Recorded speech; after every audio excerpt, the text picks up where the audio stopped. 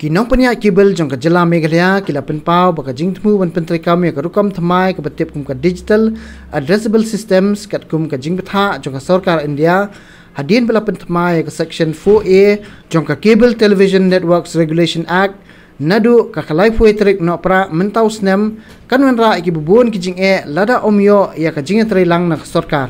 hakajing keren bat wei ni kinong penya cable hapok ni kanong ba uba Andreas War nakalilang ki cable network ulaong ban penstat ikakam ban penkalano naka analog sya ka digital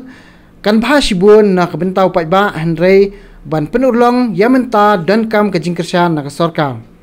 ulaong bawat lah ka jinglingkot kapor kum kinong penya cable ki hab ban penulong yaka haswa kapor tekat kum ka jingtip ba sarkar kala ai ni ka kalau kami ni order bagi baru lagi cable operators kita penyanyi ke analog kita ya ke analog system entah yang kalau digital no jadi ke deadline kalau bu hakal like koi tarik Desember mentahusnya jadi kan kami kali jumpi lesi kan ikan urlong na am kan longi kan ikan urlongi nama apa ketika order pelawan nadu na kli sarkar tambah ke jing ni ki nom penyanyi ya ke kinong punya cable operators minta kalomba ke por kamdon ba ka sakui kalomba kamdon kuno kerja support ba ke sarkar ka ini in terms of any sort of financial support te hagabai day ba kata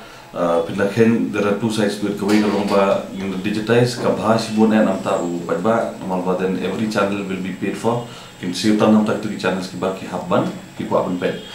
te in another way for us cable operators pada system kan yat bet in the sense ba hadu mata ki bon ba ki hidden connections ki ba war mani ki cable operators ngimtip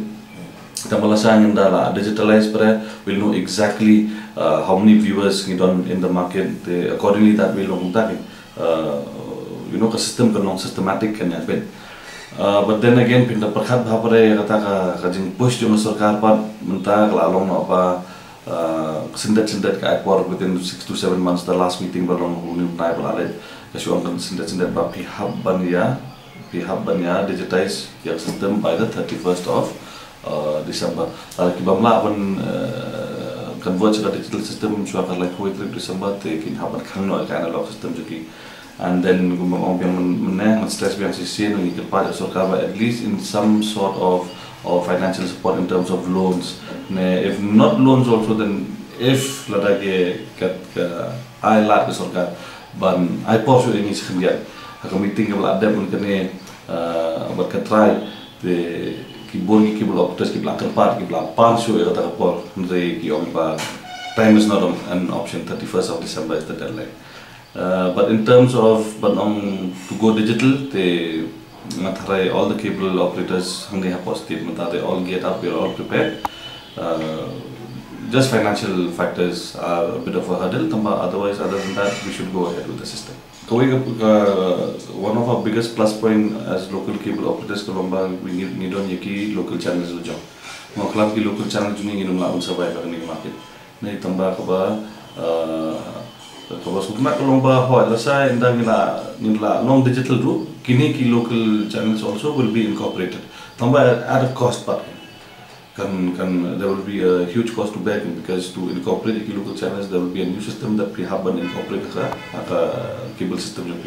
that way there will have to be a cost all this expenditure that has incurred in the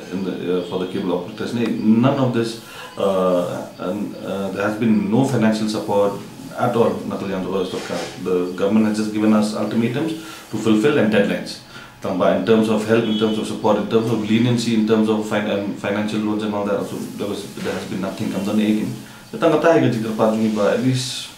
they should at least consider our problems as well.